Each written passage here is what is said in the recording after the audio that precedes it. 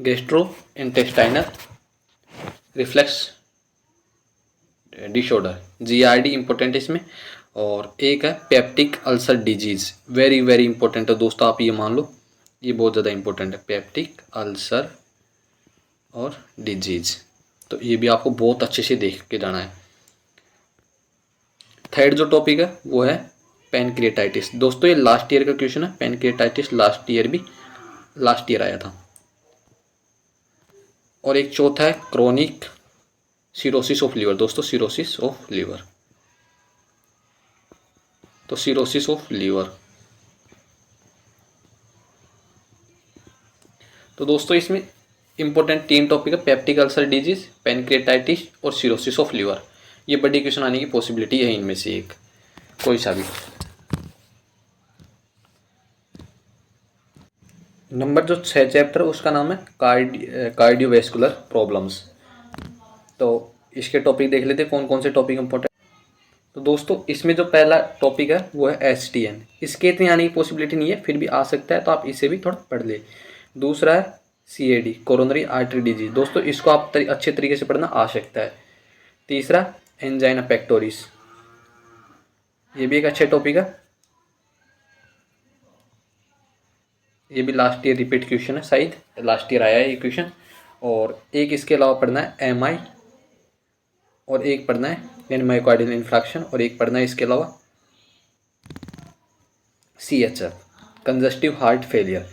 तो दोस्तों ये आपको पढ़ने HTN थोड़ा इतना इम्पोर्टेंट नहीं है, CAD और एंजाइना पेक्टोरिस और CHF, ये तीनों तो बहुत ज़्यादा इंपॉर्टेंट है, इनको पढ़ना है। और एक 5 नंबर वाला क्वेश्चन आ सकता है इसमें, एन्यूरिज्म 5 नंबर का आ सकता है, एन्यूरिज्म टॉपिक है, उसका आप पढ़ लेना। तो 6 टॉपिक तक 6 चैप्टर तक बता दिए। अब बात करते हैं नंबर 7वें चैप्टर की। तो देखो दोस्तों 7वां चैप्टर है nursing management of patient with disorder of bloods. तो दोस्तों इसमें जो सबसे ज़्यादा इंपॉर्टेंट है वो है एनीमिया, सारे टाइप के एनीमिया, 5-6 टाइप के एनीमिया, तो वो इंपॉर्टेंट है। और एक 5 नंबर में आ सकता है हीमोफीलिया 5 नंबर में आ सकता है आपको, तो वो भी देखना है आपको। हीमोफीलिया 5 नंबर में आ सकता है, तो आपको जरूर देख के जाना है। अब बात करते हैं 8वें चैप्टर की।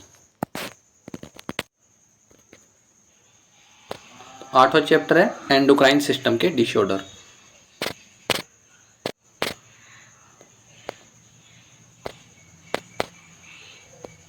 दोस्तों 8वें चैप्टर में एक है क्यूशिंग सिंड्रोम।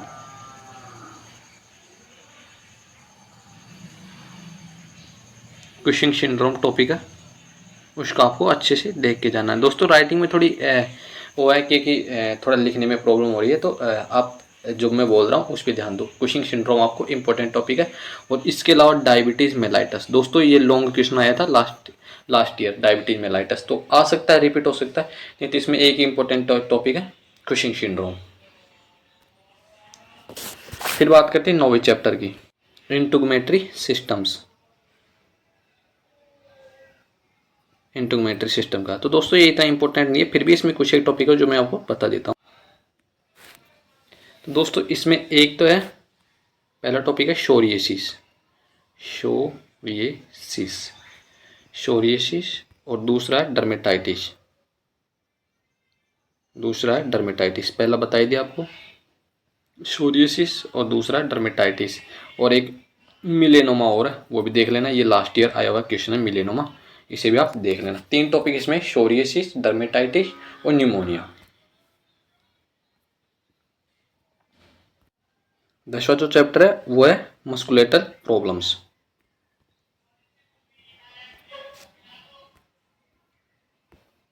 चैप्टर मस्कुलेटर प्रॉब्लम है, तो इसके भी देख लेते हैं कौन कौन से टॉपिक इंपॉर्टेंट। इसमें दोस्तों जो पहला टॉपिक जो इंपॉर्टेंट है वो फ्रैक्चर है। फ्रैक्चर दोस्तों लास्ट ईयर बड़ा क्वेश्चन आया, बड़े क्वेश्चन में फ्रैक्चर, डायबिटीज मेलाइटिस और एक पेनक्रेटाइटिस का आया था। तो 3 क्वेश्चन ये थे, तो ये तीनों टॉपिक इंपॉर्टेंट है, फिर भी आ सकते हैं, रिपीट हो सकते हैं।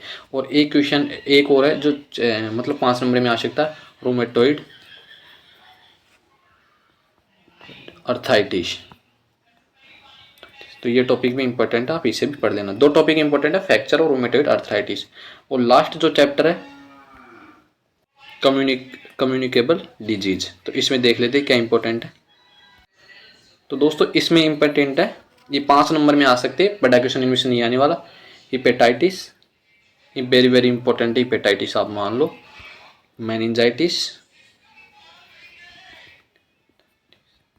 और एक है डेंगू।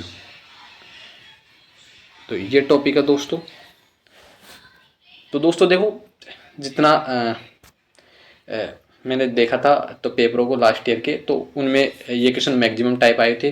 तो दोस्तों देखो, पेपर वैसे फिक्स नहीं कर सकते पेपर यही आने वाला, क्योंकि दोस्तों जो लास्ट ईयर का पेपर था वो यूनिवर्सिटी ने ऐसे ऐसे क्वेश्चन डाल दिए थे जो किसी ने सोचा नहीं होगा। तो पेपर कैसा बन सकता है, पर जो मैक्सिमम पॉसिबिलिटी हो सकती है कि आप इनको जरूर पढ़ के जाए, इनमें से आपको मैक्सिमम क्वेश्चन देखने को मिलने वाले। मैं गारंटी से कह सकता हूँ, अगर आप ये क्वेश्चन में से देख के जाते हो, आपको 3 में से 2 बड़े क्वेश्चन इनमें से पक्का मिल जाएंगे। तो अगर आपको वीडियो पसंद आए तो वीडियो को लाइक करें, और वीडियो को प्लीज़ शेयर करें और दोस्त जिससे आपके, और प्लीज़ मेरे यूट्यूब चैनल को सब्सक्राइब करें। आज के लिए इतना ही, थैंक्स दोस्तों।